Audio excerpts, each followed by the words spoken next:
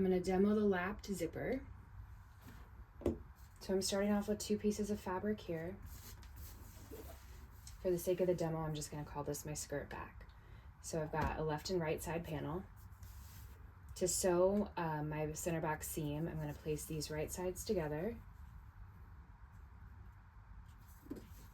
And if you're working with a commercial pattern, likely it will have kind of like a start-stop area for the zipper placement. But since we're working with our own swatches here to create this, I'm going to mark the actual placement of where I want my stitch line to stop. I choose to go above my zipper stop, which is this metal tab here. You can come above or below it, you just do not want to be on it.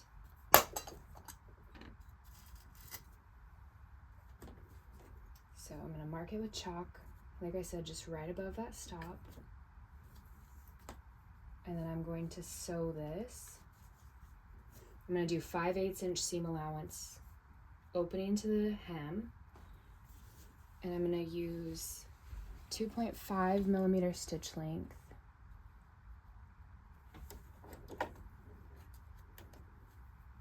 And I'm going to back stitch top and bottom.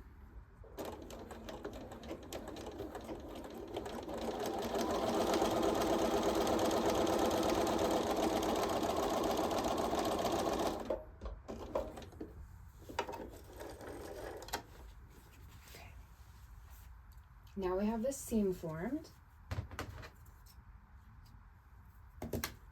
So to create the lap, I'm going to open this fabric up. And as always, you want to press your seams open so we get a crisp look on the outside. The difference, however, is we're not going to carry this equal amount the whole way up. So I'm actually going to press under 1/8 of an inch difference from left to right, right where that zipper is going to fall.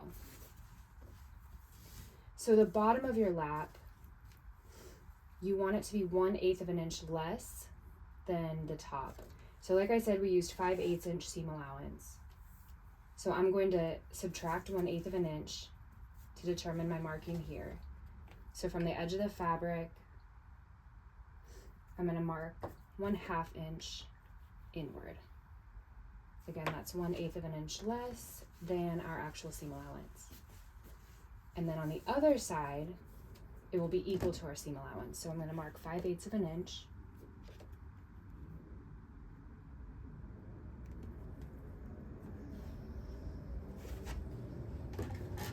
So you can see like the difference here. It's kind of stair-stepped.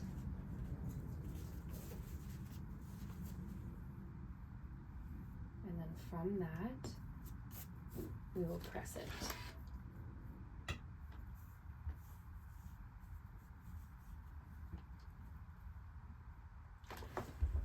There's a 1/2 inch side onto the other.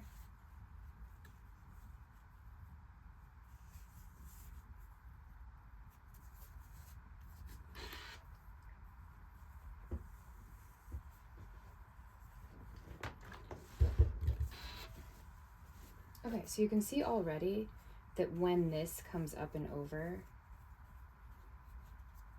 it will help cover just 1/8 of an inch. That tucks that zipper inside so that you don't have any chance of seeing the zipper teeth. But the first sew line we want to form will not be on the top of the lap but the bottom. So I'm going to position my material right on top of the zipper tape, just beside the teeth. So we do still want those teeth exposed. I'm going to briefly pin this in place.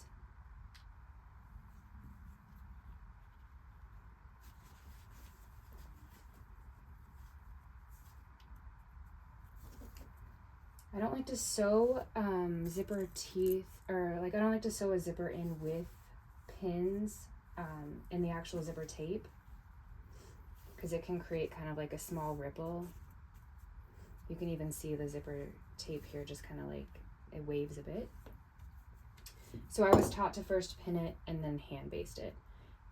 There are several other methods. You could even machine baste it, or you could use a double stick tape. But this is still my favorite method. Hand basting sounds intimidating. It sounds like it should take a lot of time, but you'll see here very quickly, my stitches are wide. So I actually set these, gosh, I bet they're about a 1/2 inch. This one's probably 5/8 inch, maybe 3/4 inch apart. So since they're so wide, it moves very quickly. And basting, just remember, is temporary. So this can look a little messy. It is just here to serve a purpose, not to be permanent. I do knot the top and bottom of my thread, just so it's not slipping when I'm on the machine.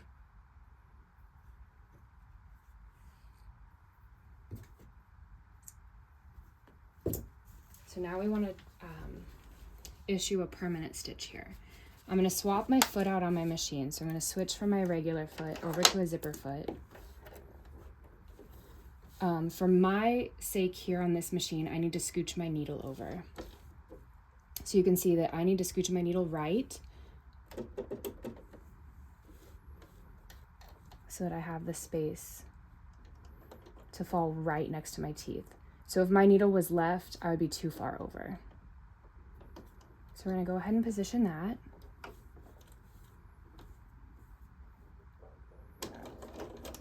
Definitely backstitch here.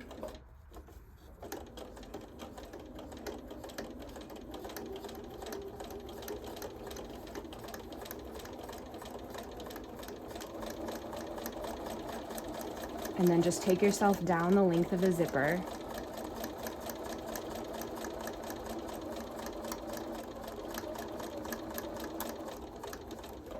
Now I am not going to fall past this break here.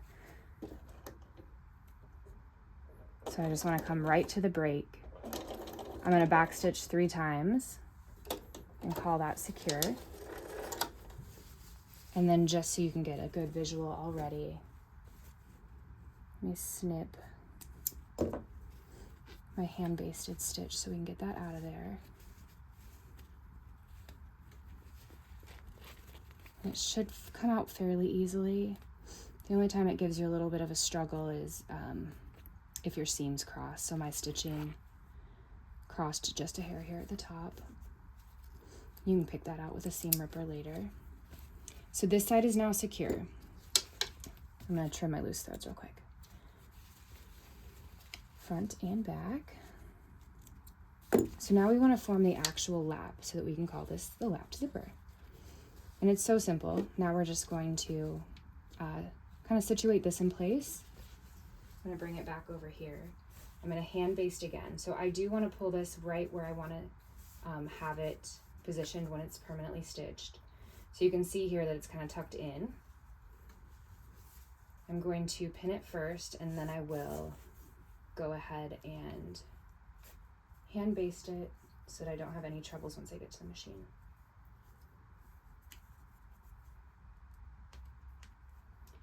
And I guess I should mention this now before I get back to it. I've gotten in the habit of just being able to eyeball my distance over, but let's go ahead and right now I'm going to mark a 1/2 inch from this folded edge here. So I guess just to see it better, here's my folded edge of that top lap. I'm going to mark 1/2 inch so that we know this is where that stitch line will fall.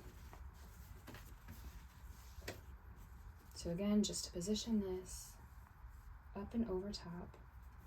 If the pull is too large and gets in your way, just pull it upward.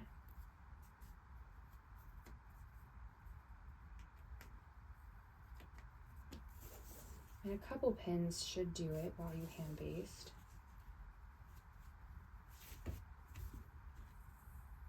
So again, I like to do single ply, knot the end of my thread here. I'm going to baste. I'm going to baste right outside that line that I marked, just so that I don't have any issue pulling out that basting thread when I'm done.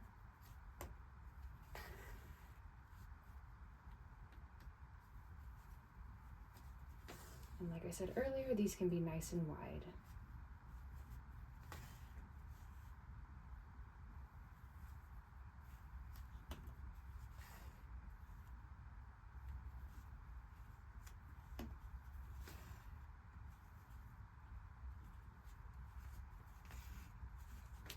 To knot the bottom, this is a trick I learned in jewelry making, but you can form your little loop here and then come up under and through.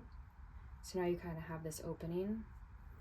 And then you can adjust it really enough with your fingers and bring it down to the bottom and then hold your thumb here as you pull.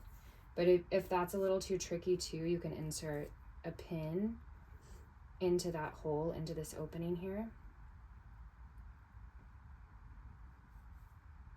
And that allows you to kind of pull that knot down closer to the fabric.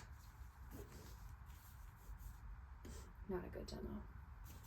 But anyway, so now we've got this length to come down. If it helps, you can go ahead and mark 90 degrees across here. Again, like I said, we want to avoid that stop. You can kind of feel it with your fingers. So I want to fall just above that metal stopper that's in there. So for this side, I'm going to swap over my needle. So I'm going to actually move my needle to the left.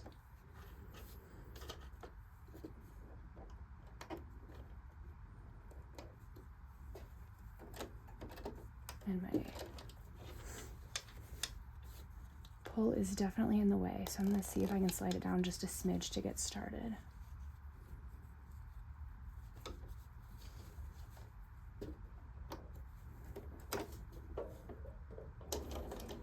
And again, backstitch your top.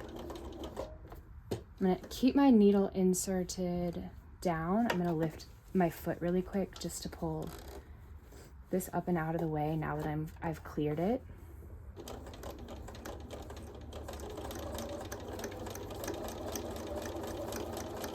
So you want that needle to fall right into this chalk line. And just work your way down. And then when you come to the line perpendicular that you marked, we'll pivot. So I've got the needle in the down position here. I'm going to lift the foot to pivot over. And just to secure this, because this will be a stress point, I do actually backstitch the entire way across. So let's say maybe it's 5 or 6 stitches. I would just go ahead and do that. It's not quite a bar tack, but definitely makes it a little more secure. And then trim your threads, get rid of your basting stitch.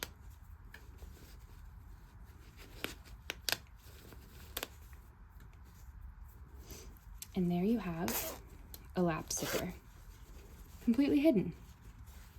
I'm just gonna give this one more press to remove any of my markings that disappear with heat. And as always, trim your threads, especially around zipper teeth, because you do not want these getting caught.